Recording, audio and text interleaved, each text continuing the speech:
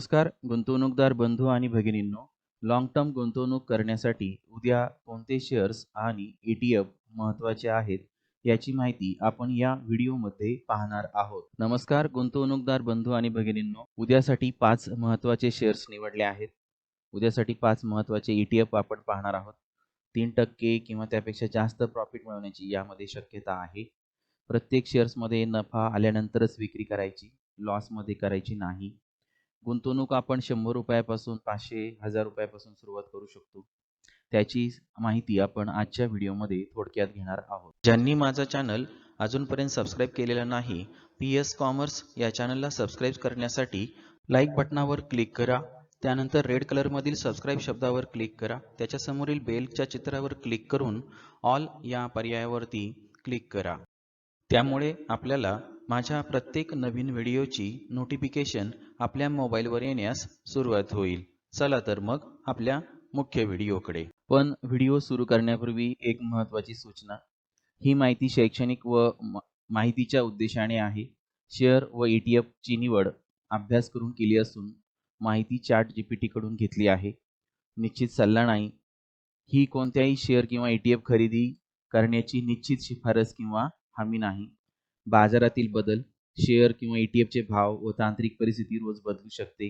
Profit target, नफ्याचे लक्ष्य. Profit target प्रत्येकाने आपापल्या स्वनिर्णयानुसार ठरवावे आणि शेअरची ETFची विक्री करावी. अंतिम निर्णय गुंतवणूक करण्यापूर्वी स्वतःचा अभ्यास करूनच निर्णय घ्यावा. जोखीम, शेअर बाजारातील गुंतवणुकीमध्ये जोखीम असते. आजचा पहिला शेअर आहे ॲस्ट्रेल. मजबूत आर्थिक कामगिरी, नियमित महसुलात आणि नफ्यामध्ये वाढ, ऑपरेशनल कार्यक्षमता आणि खर्च नियंत्रणामुळे मार्जिन सुधारत आहे.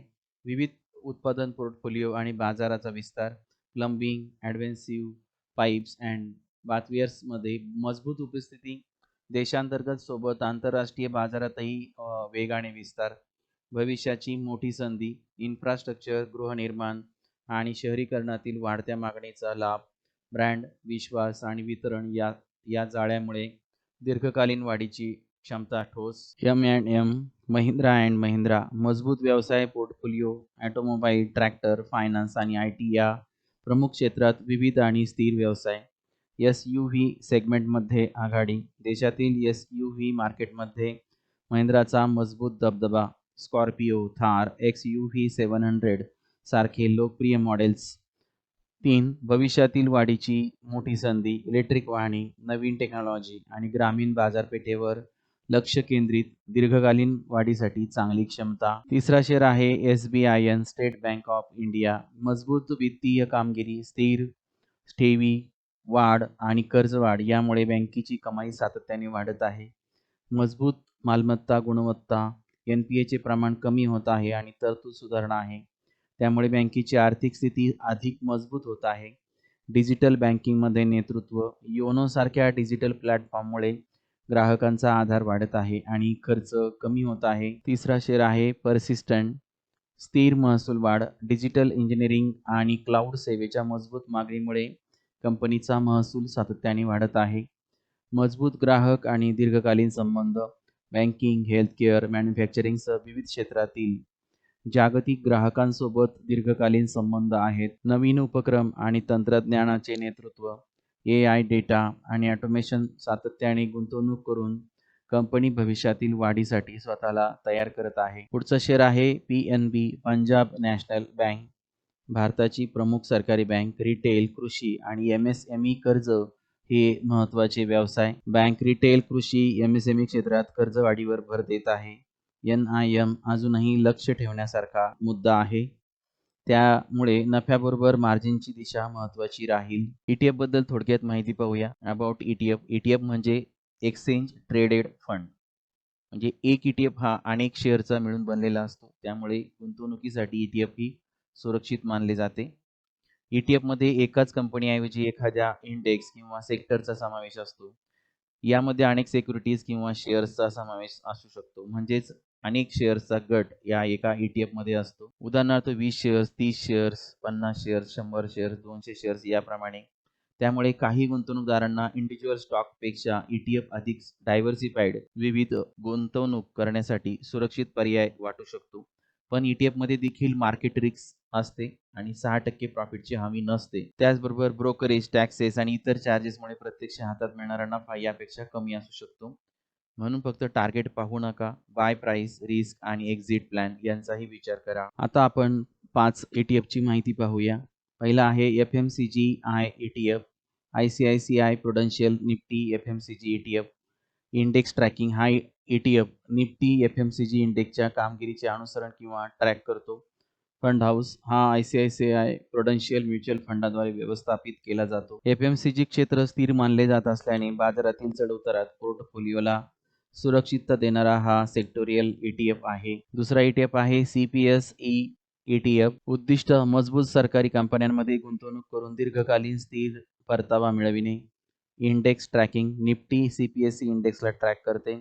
केंद्र सरकारी उपक्रमांच्या परफॉर्मन्सवर आधारित फंड हाऊस SBI म्युच्युअल फंडाद्वारे हा व्यवस्थापित केला जातो.